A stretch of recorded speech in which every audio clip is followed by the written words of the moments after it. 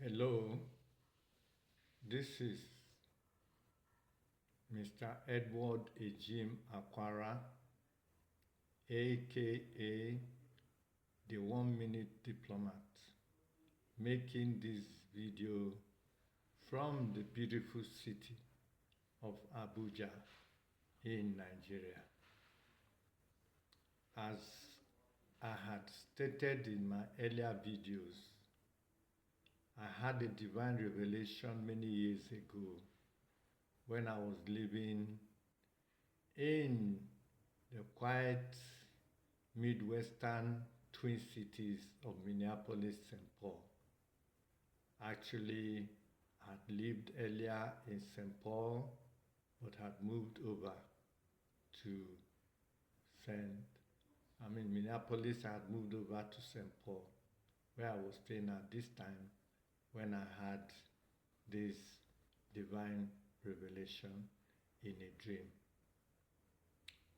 My antecedent was that I had worked as a Nigerian diplomat. I'd done some work for the Nigerian government and had been a Consul of Nigeria at the Consulate General of Nigeria, 5757 Lexington Avenue in New York City. Well, I had, after my stint in the Foreign Service, wanted to do something else. That is, open a new chapter in my life and study law.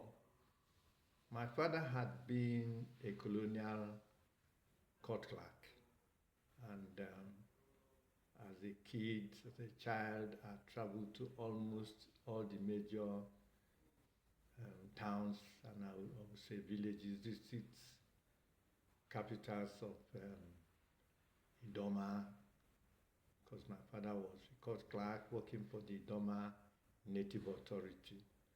And in those days, they used to call him Malam, which is really a term for a learned person. Anyway, I wanted to go and study law. I had sat for my LSAT examination. I passed, and University of Nebraska at Lincoln had offered me a position to come and study in their faculty of law.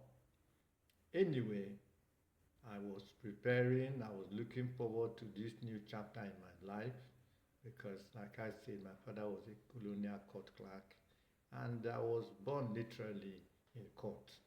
So I thought this was another aspect of my life which I could explore, but I needed to get trained first. That is why I took that examination. So as it would happen, one night I had a dream, very lucid, vivid dream. And in that dream, what I believe was an angelic being came to me and said, "My young man, I would want you to go back to Nigeria because this is not where you will fulfill your destiny as God has purposed it for you. If you are not in your location, you won't get your allocation."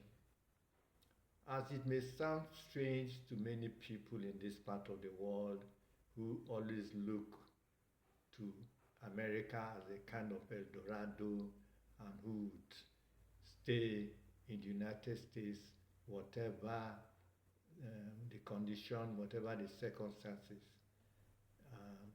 I'd say I would come back to Nigeria. And this is exactly what I did. I came back to Nigeria. I was arrested at the airport because the powers that be in Nigeria could not understand. It seemed strange that it was just like a prisoner who had escaped from a dungeon, reporting back to that dungeon. They couldn't imagine me, since I was already settled in the United States, to come back to Nigeria. In fact, I had a 4 years multiple entry visa to America. The first time I went to America, I went on an A2 diplomatic visa. Subsequently, I went with a B2 business visa, and the Americans were kind enough to give me a multiple entry visa for 4 years. And so it wasn't because I had any problem with immigration. It wasn't because I had any challenge, apart from the fact that I had this divine revelation. In fact, in St. Paul, I had been working at the University of Minnesota Library, and I was getting enough money to keep me going. And of course, with the support of my wife's family, I was doing okay. So I returned to Nigeria, and once I got back to Nigeria, I started doing some work, some consulting. A military governor friend of mine gave me a job under DFRI. I talk a little bit about some of these things in my book, The 1 Minute Diplomat. I talk a little bit about it when I talk about the long road to BAD. BAD simply means Barkin Abdullahi. They were all within my neck of the woods because I went to Government College Kepi, and all these areas were my childhood denizen, as it were. Anyway, after doing that work, I came back, returned to Abuja, and when the military governor was posted to Katsina, and somehow I didn't want to go that way again. I came back to Abuja, and but all along I was researching. I said, how best can I be able to contribute my own little quota in furthering the so-called Nigerian project? So I found out that poverty was the biggest problem that most Nigerians face. In fact, is the #1 monster that have the people pinned to the wall. So I said, okay, how do I help?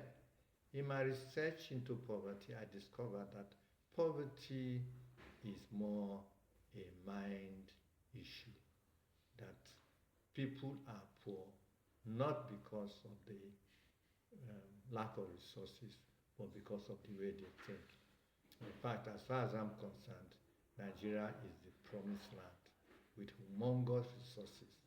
But the people are not able to leverage on these resources that are there, gold, tantalite, gypsum, amethyst, aqua, you name it.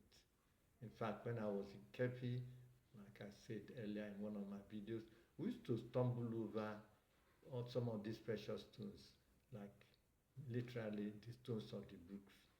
So poverty is our biggest constraint in this part of the world.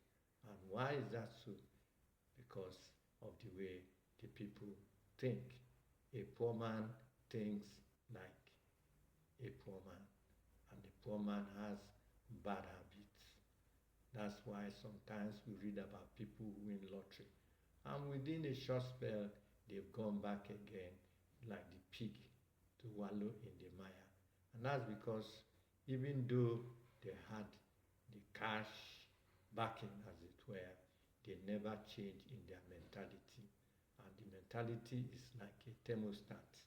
It is at what it is set that you will always find that happening in your life. So I said, okay, the best thing I'm going to do is try as much as possible to teach the people how to think dynamically and powerfully by establishing what I call the 1 Million Millionaires Mastermind, to get a critical network that will coalesce and help to maybe have a ripple effect in the society at large. So I have been talking about that. So today, in continuation of my teachings, I will speak about the importance of never letting go. I've talked a little bit of this before, but I will reiterate it here for it to sink.